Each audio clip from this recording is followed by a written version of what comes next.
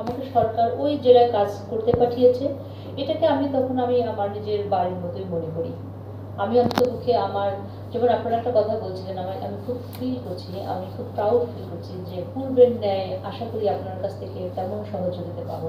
অর্থাৎ এই যে আমার সহকর্মীকে যে আপনারা এত ভালোবেসেছেন, আমাদের আরেকজন সাংবাদিক বলেছেন, আমি কিন্তু খুব মানে প্রাউড ফিল করছি, আমার খুব ভালো লাগছে যে আমার সহকর্মীকে আপনারা অনেক ভালোবেসেছেন। শুধু তাই নয়, সেও তার যোগ্যতা দিয়ে আপনাদেরকে কাছে টেনে নিয়েছেন, আপনাদের সাথে কাজ করতে পেরেছেন।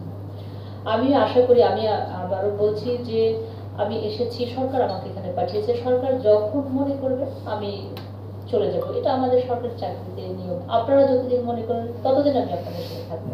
তবে কাজের ক্ষেত্রে আমার সাথে আপনাদের কাজ করতে আশা করি সমস্যা হবে না। আমি আবারও বলছি যে আমি নেত্রকোনার উন্নয়নের জন্য আমাকে সরকার পাঠিয়েছে নেত্রকোনায় কাজ করতে।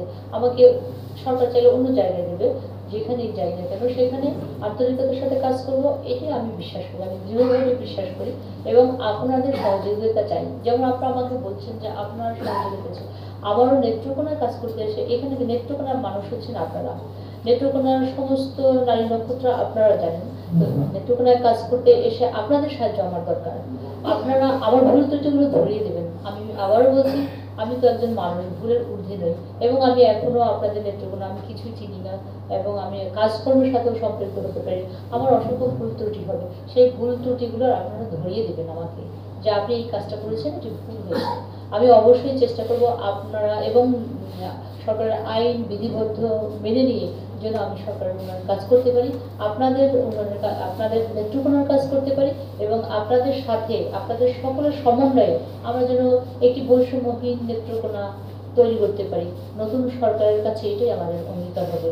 আমি আপনাদের সবাই শুভকামনা করছি। আজকে বিকেলবেলা এসেও আপনারা আমাকে আমার সাথে পরিচিত হয়েছেন, আমার ভালো লেগেছে আপনাদের সাথে পরিচিত হতে পেরে।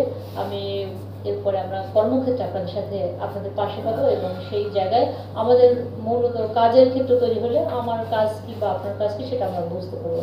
তো আমি আবার বলছি, আজকে আমার এই প্রথম দিন, আমি এখনো কাজকর্ম শুরু করতে পারিনি। আমার ভুল ত্রুটি আপনারা অবশ্যই ক্ষমা সুন্দর দৃষ্টিতে দেখবেন, এবং আমার ভুল ত্রুটিগুলো আপনারা বুঝে দেবেন। আপনাদের কাছে আমার এই প্রার্থনা করি, আসুন আমরা সবাই মিলে একটি সুন্দর এবং উন্নত নেত্রকোনা তৈরিতে একযোগে কাজ করি। সবাইকে অসংখ্য ধন্যবাদ।